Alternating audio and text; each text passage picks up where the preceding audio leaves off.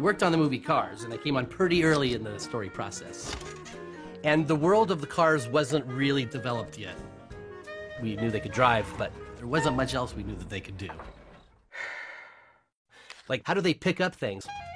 The only appendage they had was this antenna, and it kind of looked a little creepy. This, like, independent moving thing. There's this one scene I got when McQueen comes back and he tells Sally, Radiator Springs is back on the map. And the script says he produces a map and shows her. And I was like, okay, how does McQueen produce a map?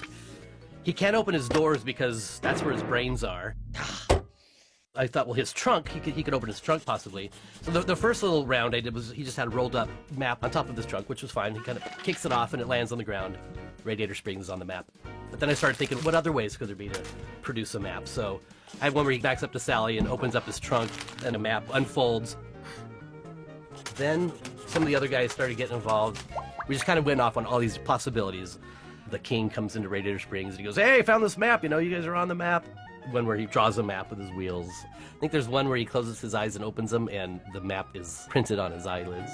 Yeah, we can do this, true. And then we started doing weird things like where McQueen stands up on his two back tires and it's plastered to his undercarriage there, and one where he sticks out his tongue and it's on his tongue.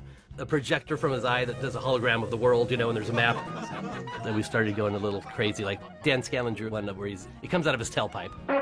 Steve Purcell loved drawing monkeys in cars, and so the monkey produces the map. She can't open it up, so they just stare at it, and then 150 years later, they're still sitting there. I think after all that, it was basically like, why does he even need to show her a map? I hear this place is back on the map. Really? Oh, well, there goes the town.